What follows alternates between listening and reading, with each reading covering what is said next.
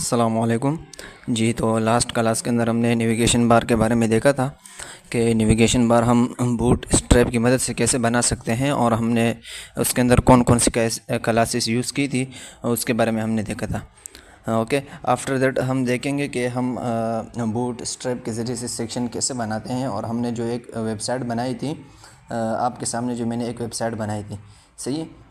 हमने इसके अंदर कौन कौन सी क्लासेस यूज़ की है और बूटस्ट्रैप की कौन सी ऐसी क्लासेस है जो हम अक्सर अपनी वेबसाइट के अंदर यूज़ करते हैं। तो आज हम उन क्लासेस के बारे में देखेंगे। हमने एक नेविगेशन बार बनाया था, सही है, फर्स्ट क्लास के अंदर जब हम बूटस्ट्रैप में एक वेबसाइट बना रहे थे और हमने सेक्शन बनाए थे। सही, हमने एक प्रॉपर वेबसाइट बनाई थी। अगर आपको याद हो, हमने पिछले क्लासों के अंदर हमने वेबसाइट बनाई थी और हमने लास्ट क्लास के अंदर नेविगेशन बार की क्लासेस समझी थी। सही है कि इसके अंदर हमने कौन कौन सी क्लासेस यूज़ किए और इनका क्या काम है, ये सब हमने देखा था। सही है, नेविगेशन बार के मुतालिक जितनी भी क्लासेस थी उन्हें हमने देखा था। अब हम आएंगे और सेक्शन के अंदर हमने जो क्लासेस यूज़ किए उसके बारे में देखेंगे। अच्छा, नेविगेशन बार के अंदर कुछ क्लासेस थी कि जिन्हें हमने नहीं देखा था। यहाँ पे आप देख सकते हैं कि ये एक लिंक है नेविगेशन बार के अंदर जो डिसेबल है। सही है, अगर हमें कोई ऐसा लिंक हो जिसे हमें क्या करना है कि उस पर हमें एक्शन नहीं लगाना है, सही, उसे हमें डिसेबल रखना है, तो उसे हम क्या देते हैं कि उसे हम क्लास देते हैं डिसेबल का। सही, आपने अगर मैं यहाँ से ये हटा दूँ तो आप देख सकते हैं कि ये बाकी जो लिंक्स है उनकी तरह हो गया, लेकिन जैसे मैं इसे डिसेबल का क्लास दूंगा, सही है, मैं क्लास के एट्रीब्यूट के अंदर डिसेबल का क्लास दूंगा यहाँ पर। सही है, अब आप देख सकते हैं कि इसका कलर हल्का हो गया। सही है, तो सिंपल हम किसी भी लिंक को डिसेबल करने के लिए इस क्लास को यूज़ कर सकते हैं। इसके साथ हमने नेविगेशन बार के अंदर एक सर्च बार बनाई थी और उसको हमने कैसे बनाया था, हमने सिंपल यहाँ पर एक फॉर्म बनाया और इसके अंदर कुछ क्लासेस यूज़ किए बूटस्ट्रैप की। सही है, फॉर्म, कंट्रोल, इस तरह अगर नीचे में देखूँ तो यहाँ पे प्लेस होल्डर और टाइप, एरिया लेबल, ये प्लेस होल्डर सिंपल हम सर्च बार में आपने देखा होगा उसके अंदर कुछ लिखा हुआ होता है, प्लेस होल्डर के अंदर हम वो लिखते हैं तो वहाँ पे वो लिखा हुआ आ जाता है। इसके अलावा ये जो क्लासेस है फॉर्म, कंट्रोल, ये जो है ये फॉर्म के लिए यूज़ होती है, बूटस्ट्रैप की क्लासेस है। इस तरह डिस्प्ले जो हमने पढ़ी थी सीएसएस के अंदर, डिस्प्ले, इसको हम बूटस्ट्रैप के अंदर कैसे यूज़ करेंगे डिस्प्ले को। तो हम सिंपल अगर हमें किसी टैग का जो वो डिस्प्ले वो चेंज करना है तो हम डी लिखेंगे और इसके बाद हम अगर हमें डिस्प्ले नन लगाना है तो हम डी नन लिख देंगे। मिसाल के तौर पर मैं चाहता हूँ कि छोटे स्क्रीन पर हमारा जो कार्ड का इमेज है वो ना दिखे, और जैसे स्क्रीन बड़ा हो जाए तो वो इमेज दिख जाए। सही है, वो इमेज कार्ड के अंदर दिख जाए, और जब स्क्रीन जैसे ही छोटा हो तो वो इमेज ना दिखे, सिर्फ जो उसका टेक्स्ट है वो दिखे। तो मैं क्या करूँगा, सिंपल ये जो मैंने इमेज का डिव बनाया इसके अंदर मैं एक डी ब्लॉक ये क्लास दे दूंगा, यानी अब वो नहीं दिखेगा। लेकिन मैं यहाँ पर दूसरा क्लास दूंगा कि मैं चाह रहा हूँ कि स्क्रीन जिस साइज़ से बढ़ जाए तो उस साइज़ का मैं सिंपल नाम लूँगा, यानी मीडियम एमडी, मैं डी एमडी और यहाँ पे लिख दूंगा नन। सही है, अब जैसे स्क्रीन एमडी साइज़ से बढ़ेगा, सही है, तो ये शो होगा, लेकिन जैसे ही स्क्रीन एमडी से छोटा होगा तो उस पर इमेज नहीं दिखेगा। अगर मैं आपको आउटपुट दिखाऊं तो ये आप देख सकते हैं कि स्क्रीन जब एमडी साइज़ से छोटा है तो इस वजह से वो इमेज शो नहीं करा रही सी, लेकिन जैसे ही वो स्क्रीन एमडी साइज़ से बढ़ जाता है तो फिर वो जो इमेज है वो शो होता है। सिंपल ये हम इसी क्लास के ज़रिए से हम इमेज को शो करते हैं और इमेज को हाइड करते हैं। सही है, तो इस क्लास को आप यूज़ करें। सही है, बेसिकली ये हम इसलिए यूज़ करते हैं कि बस औकात हमारा जो इमेज होता है उसका साइज़ बड़ा होता है या हमें वो छोटे स्क्रीन पर नहीं दिखाना होता है, तो फिर हम क्या करते हैं, डिस्प्ले ब्लॉक लगाते हैं और जिस स्क्रीन पर हमें दिखाना होता है तो फिर उस स्क्रीन के मुताबिक हम इसे शो करते हैं। सही है, और वहाँ पर हम डिस्प्ले की जो प्रॉपर्टी है वो नन दे देते हैं। अब यहाँ पर हमने एक क्लास लगाई है BTN आउटलाइन प्राइमरी।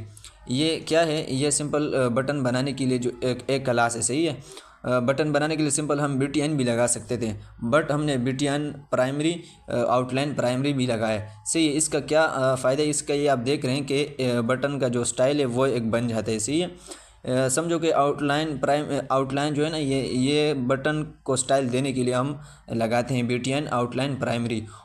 और प्राइमरी खुद ये कलर का नाम है। आपको जो कलर चाहिए, जिस कलर में आपको बटन चाहिए, आप जो है वो कलर यहाँ पे मेंशन कर सकते हैं। मैंने प्राइमरी लिखा है। अगर आपको ग्रीन बटन चाहिए तो आप BTN आउटलाइन सक्सेस लिखेंगे।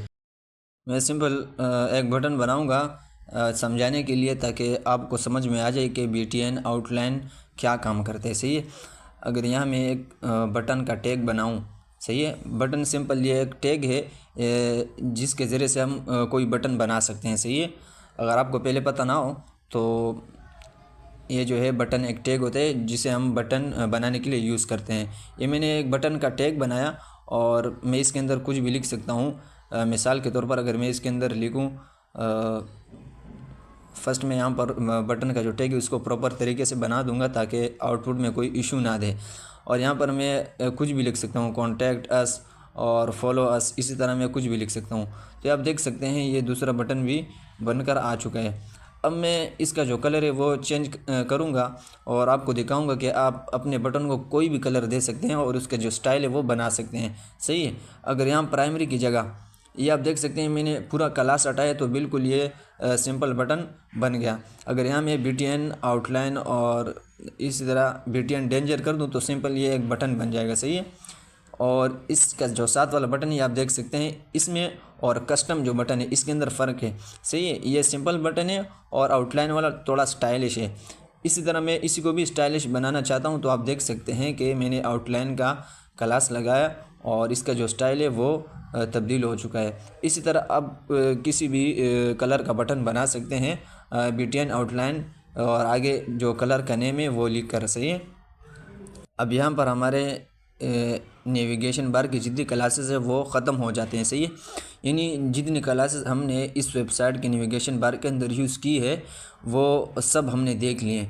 सही है। अब हम नेक्स्ट स्टेप की तरफ जाएंगे और हम जो सेक्शन है उनके जो क्लासेस है वो देखेंगे कि हमने सेक्शन के अंदर कौन कौन सी क्लासेस लगाई है और हमने सेक्शन को किस तरह बनाया। सही है। और बूटस्ट्रैप में सेक्शन के लिए कौन कौन सी क्लासेस यूज़ होती है। अगर आप देखें तो यहाँ पर मैंने एक क्लास लगाई है P5 का मतलब होता है पैडिंग। सही है। जब हमें पैडिंग देना होता है किसी टैग को तो हम P लगाते हैं बूटस्ट्रैप के ज़रिए से। तो हम P लगाते हैं और आगे 1 2 3 4 5 लिख सकते हैं। सही है। जितनी हमें पैडिंग चाहिए होती है। इस तरह नीचे जो है ना ये रो लिखा हुआ है। मैंने पहले भी एक मरतबा मैं बता चुका हूँ कि रो सिंपल जब हम रो बनाते हैं तो वहाँ पर रो का क्लास देते हैं। सही। यानी रो लिखते हैं तो बूटस्ट्रैप इसे समझ लेता है। इसी तरह यहाँ पे नीचे एक कॉलम का क्लास दिया, कॉलम MD7। इस तरह दूसरे कॉलम को भी कॉलम MD5 दिया है। इसका क्या मतलब है? इसका मतलब ये है कि कॉलम जब MD साइज़ से छोटे होंगे तो सबका साइज़ बराबर होगा। सही। यानी एक रो के अंदर एक कॉलम आएगा, लेकिन जब MD से स्क्रीन का साइज़ जो है मीडियम से बड़ा हो जाएगा तो फर्स्ट कॉलम का जो रेशो है वो 7 हो जाएगा और सेकंड कॉलम का रेशो जो है वो 5 हो जाएगा। यहाँ हम किसी कॉलम का रेशो डिफ़ाइन कर सकते हैं। सही है। और हम किसी भी कॉलम को रिस्पॉन्सिव बना सकते हैं। हमें मीडियम पर किस साइज़ का कॉलम चाहिए और लार्ज पर किस साइज़ का चाहिए, एक्सेल साइज़ पर यानी एक्स्ट्रा लार्ज पर हमें कौन से साइज़ का जो है कॉलम चाहिए हम अपने से डिफ़ाइन कर सकते हैं।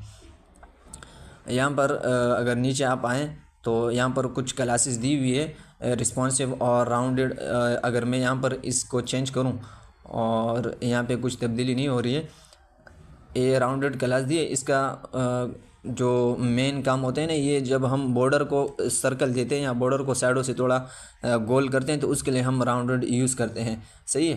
अगर आप बूटस्ट्रैप के वेबसाइट के अंदर जाकर देखें तो इसकी जो है मल्टीपल क्लासेस है, राउंड, सर्कल और इस तरह राउंडेड, पिल वगैरह वगैरह। सही है।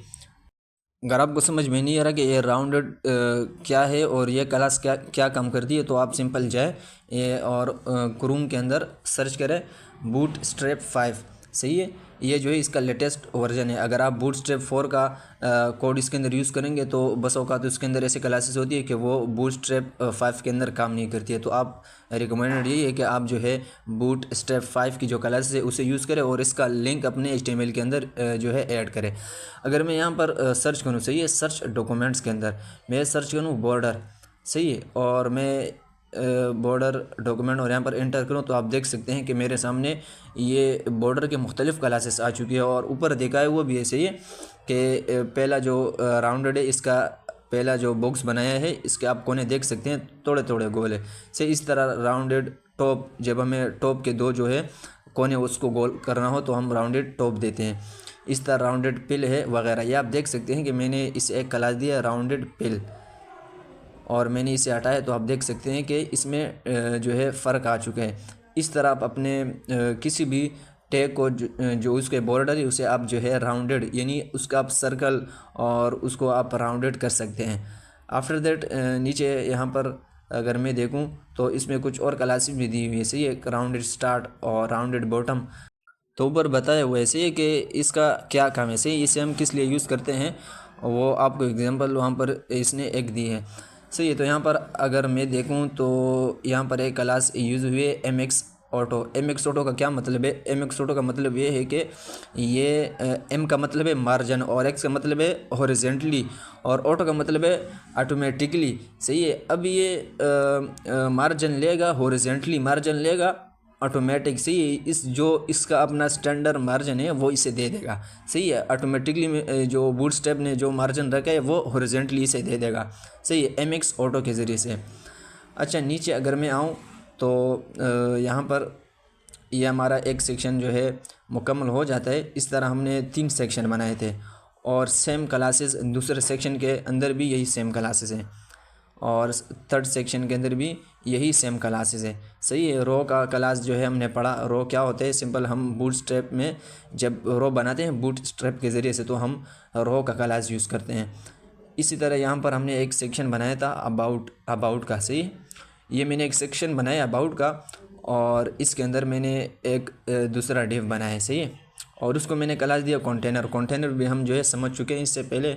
और इसके अंदर अगर आपको पता ना हो, एफ डब्ल्यू ये भी एक क्लास है फॉन्ट विड्थ का। सही है, एफ डब्ल्यू ब्लॉक बोल्ड। सही है, और इस तरह डिस्प्ले, ये भी हम पढ़ चुके हैं। डिस्प्ले ये हेडिंग का जो साइज़ है उसको छोटा बड़ा करने के लिए, जिस तरह H1 H2 होता है इस तरह डिस्प्ले 1 डिस्प्ले 2 होते हैं। सही, हेडिंग का साइज़ छोटा बड़ा करने के लिए।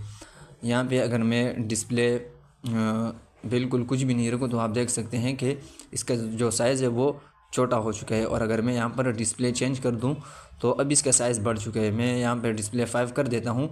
आगे FW बोल्ड। सही है, सिंपल, ये इसका मतलब है फॉन्ट विड्थ बोल्ड। सही है, अब ये फॉन्ट विड्थ को बोल्ड कर देता है। अब मैंने ये क्लास हटाया तो आप देख सकते हैं कि इसका जो फॉन्ट है वो पतली हो चुकी है और जैसे ही मैंने इसे क्लास दिया है तो उसका जो फॉन्ट विड्थ है वो थोड़ा बोल्ड हो चुका है। इस तरह MB यानी मार्जिन बॉटम 4। सही है, इसे आप यूज़ कर सकते हैं जब हम बॉटम से मार्जिन देते हैं किसी टैग को, तो उसके लिए हम मार्जिन बॉटम इस तरह जो भी हमें देना हो 1 2 3 4 हम लिख सकते हैं। सही है, इसके साथ हमने एक सेक्शन बनाया था। अगर नीचे में आऊँ तो ये हमने कुछ सेक्शन बनाए थे, इसमें से हमने एक सर्विसेज का सेक्शन बनाया था। सही है, तो मैंने एक सेक्शन का टैग बनाया, इसके अंदर मैंने एक दूसरा टैग बनाया डिव का, और फिर इसके अंदर हमने एक और जो है टैग बनाया है सेक्शन का। सही है, ये एक सेक्शन का टैग है और इसके अंदर फिर हमने एक और टैग बनाया है डिव का, और डिव के अंदर हमने एक क्लास दी है टेक्स्ट सेंटर। इसे भी हम पढ़ चुके हैं कि हम किसी भी टेक्स्ट को सेंटर करने के लिए बूट स्ट्रैप की मदद से तो हम टेक्स्ट सेंटर का क्लास लगाते हैं। सही है, टेक्स्ट को सेंटर करने के लिए। और इसी सेक्शन के अंदर हमने जो है कुछ कॉलम बनाए हैं। सही है, एक रो बनाई है और उसके अंदर हमने 3 कॉलम बनाए। सिंपल, ये ऊपर एक जो है हमने टेक्स्ट सेंटर का एक डिव बनाया है, नीचे फिर दूसरा डिव बनाया है जिसे हमने क्लास दी है रो, और फिर इसके अंदर हमने 3 कॉलम बनाए और इससे हमने डिफ़ाइन किए कि एक कॉलम के रेशो कितना होना चाहिए। सही है, कि जब MD से स्क्रीन बढ़ जाए तो हर कॉलम को रेशो 4 दे दो। सही है, जैसे स्क्रीन MD से बढ़ेगा तो स्क्रीन के अंदर स्क्रीन में 3 कॉलम शो होंगे। सही है, और यानी एक रो के अंदर 3 कॉलम शो होंगे, आप देख सकते हैं। और जैसे स्क्रीन छोटा होगा तो हर रो के अंदर एक कॉलम शो होगा। सही है, सिंपल इसका यही मतलब है कि स्क्रीन छोटा हो तो हर रो के अंदर एक कॉलम, और जैसे स्क्रीन बड़ा हो जाए तो फिर जो स्क्रीन है वो कॉलम पर रेशो के अतबार से तकसीम हो जाए और हर कॉलम को 4 रेशो मिल जाए। तो सिंपल इसका यही मतलब है।